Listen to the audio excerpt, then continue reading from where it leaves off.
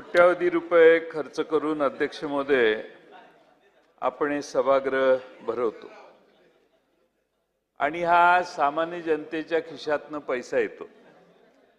अध्यक्ष महोदय, कष्ट करून जनता व्यवसाय करून पैसे मिळवते, त्याच्यावर आपण कर भरायला लावतो, त्या करातनं आपलं हे सभागृह आणि राज्य आपण चालवतो। अध्यक्ष महोदय, जनतेच्या कष्टाचं चीज झालं पाहिजे की नाही? अध्यक्ष महोदय, मागील महिन्याभरात काय आपण हे अधिवेशनात बघितलं?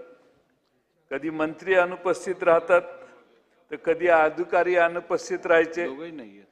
IAS अधिकारी, मला वाटत नाही आता कोणी IAS अधिकारी तिकडं अदृश्य गॅलरीत बसले आहेत, आपलाही आदेश आता पाळायला तयार नाहीत। त्यामुळे अध्यक्ष महोदय, बऱ्याच वेळेला चित्र सभागृहाचं, मी 37 वर्ष सभागृहात आहे, अंतिम आठवड्याच्या शेवटच्या दिवशी एवढं सभागृह मोकळं क्वचितच पाहायला मिळतं।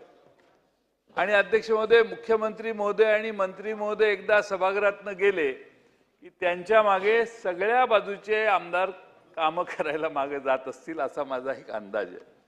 अध्यक्ष महोदय, आपण कायदा करायला हे सभागृहात बसलोय आणि अध्यक्ष महोदय, कायदे पण कसे आपण बघितलं, आज सकाळी 3 कायदे इंट्रोड्यूस झाले आणि दुपारी सरकारचा हट्ट आहे की आत्ताच कायदे मंजूर करा। आम्ही वाचलेलेही नाहीत कायदे, म्हणजे काल मांडायचे होते, रात्री आम्ही अभ्यास करून आज सकाळी काहीतरी बोलू शकलो असतो आणि कायदा मंजुरी केला असता।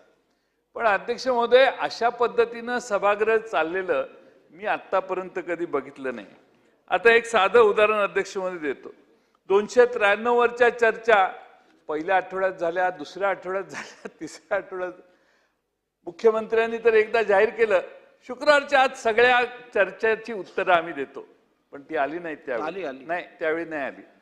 आणि नंतर सबसिक्वेंट आठवड्यात चुकीचं जाऊ नये, कारण हे एक मिनिट आपण तपासून घ्या, तपासूनच सांगतोय आपल्याला।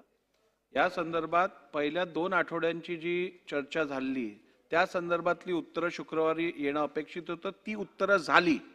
त्यानंतर शेवटच्या आठवड्यात म्हणजे गेल्या आठवड्यातली जी 2-3 प्रस्ताव होते त्यावरची उत्तरं आज आली आहेत। आज काय आहे? आज 4ही प्रस्तावावरची एकदम उत्तरं द्यायला लागलो आपण, म्हणजे असं कधी झालं नव्हतं अध्यक्ष महोदय।